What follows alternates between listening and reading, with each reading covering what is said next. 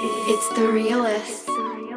Hey, what's going on, everybody? It's your guy Realistic, and welcome to my tutorial vault. That's right, I'm gonna start grabbing some of my most classic tutorials over the years out of the vault and re-releasing them. That way y'all can enjoy, get your mixing and mastering skills back up. So if you find any of the information useful, be sure to like and subscribe to the channel. That way this keeps showing up in your feed, and sit back and enjoy the content. And in this tutorial, I'm gonna be going over a cool little trick that will make your masters sound wider. It's a really cool trick using mid-side compression. Now, I'm not gonna go in a full in-depth thing on what mastering is, so if you're here looking for a bunch of stuff on how the whole entire mastering process works, I do have videos on that, so you just have to click there and you can watch that. But if you just want to check out how we can get our masters wider, let's check that out.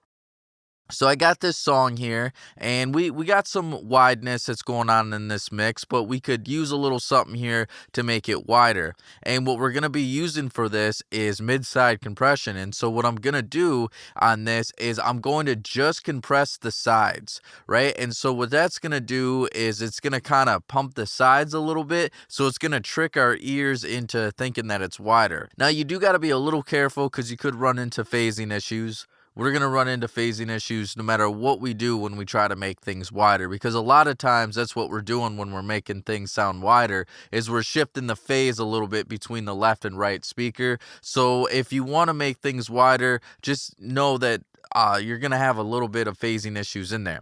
But mid-side compression is one of the ways that I like to make it stuff wider without having to run into too many phasing issues. So let's go ahead and play the song so you can hear it in your ears what we're working with, and then I'll show you the techniques that we're going to do to make it even wider yet. Stars up in the sky don't shine like my wrist. Everything you want to know. So you can hear there's a lot of stuff going on as far as the overheads of the live drum kit, and there's also some background vocals going on, and then there's some pads that are moving around too, and all of those things are happening on the left and right. So we do have room to make this even wider because we have that information. Now, generally, if you got a song that doesn't have a lot of stuff happening on the sides and the left and right, then it's going to be tougher to make it wider no matter what you do, because that information's not there. But for this track, that information is there, so we have that possibility. So you're going to want to grab yourself some type of compressor that has mid-side capabilities on it, and for me, I find that the FabFilter Pro-C2 is the one that most people have that will have that. And so the trick is you gotta enable two different areas of this, right? The first one is you want to come down to right here on this this dry knob here, and you want to shift this right here all the way over here to the right side. So you see that we got the M and we got the S, and that's gonna give us our side capability. All right, and then this next one, this is really important here, is you want to come down to the side chain, and you're going to want to make sure that we enable it to side, because we got some options. We got the option to compress the mids, we got some options to compress the side, and then we got some really cool options where we have M to S. Which this will do is the mids will trigger the compressor, but it will actually compress the sides, which is really cool. And then our other side here, right here, is we got the sides to mid. So the sides will trigger the compressor, but it will actually compress the mid. So it's kind of cool to be able to kind of have a little side chain capability in there. But for this process, what we're going to do is we're going to set it to side. And we want to set this stereo link all the way to 100%. So you see when I did that, it changes to side only. That way it knows that we're just compressing the sides. This is important because if you don't enable this, it's going to sound crazy, and I'll show you a little bit later why that sounds crazy. All right, and so then the next thing that we want to do is we want to have a kind of fast but not too fast release, and then we want to do about a medium attack. Now, if we were just doing straight up bus compression, I would want to do a slower attack and much closer to right in the middle type of release, but we can do a little bit faster, since what we're trying to do here is we're trying to pump the sides a little bit.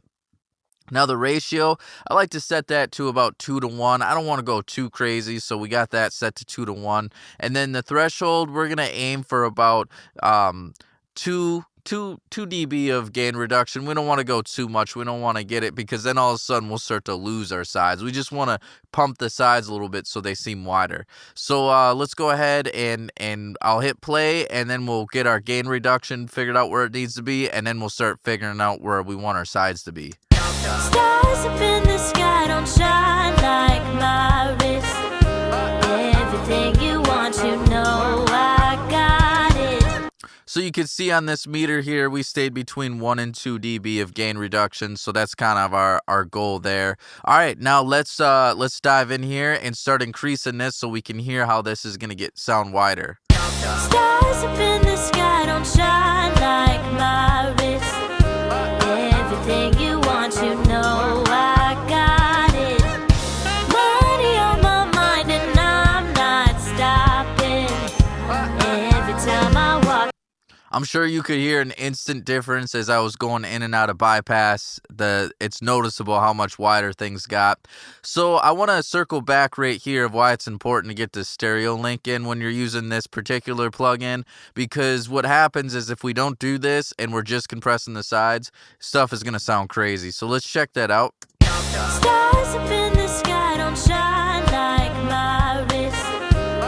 Everything you want, You can see how it's just drastically even changing how much compression it's doing, and that's because we need to tell the compressor that we want it to only focus on the sides, and so that's why it's important, even though we've enabled side over here. So keep that in mind. Another thing too is you don't want to do that on the wet knob up here, and I'll show you that this will sound pretty crazy too if we do that.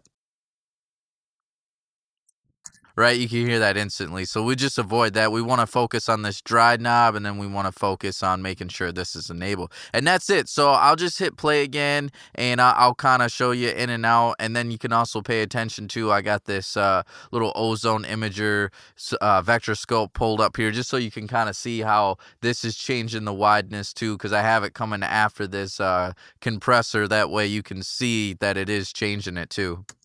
stars up in the sky don't shine like my wrist. Everything you want, you know I got it. Money on my mind and I'm not stopping. Every time I walk by jaws, dropping. Stars up in the sky don't shine like my wrist. Everything you want, you know I got it.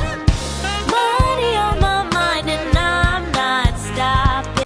So it's pretty noticeable difference. At the end there, I got really drastic with it just so you could really hear what was going on, and you could hear how it was going wide to not really wide. It's something that I usually like to be pretty subtle on, so if you're looking for actual numbers, I try to tend more down here, closer to negative 15 or 20. I don't try to come that high up to 0, but that's generally about where I go. You want to use your ears. Some tracks you might want to make wider, some tracks you might not need to. And this technique doesn't apply on every single master. Not every song is going to require that, but for the songs that you do want to make things sound wider, this will help a lot. Thanks so much for taking the time to watch this tutorial. If you found it useful, be sure to like and subscribe because it does help the channel grow. When you like a video, it tells YouTube that you liked it and maybe other people will like it as well. And also be sure to check out my online mixing and mastering courses, the art of beat mixing, the art of vocal mixing, and the art of mastering, all available now. And if this video was helpful and you're looking for other videos, you can watch a video here, here, and here. All right, until next time, y'all.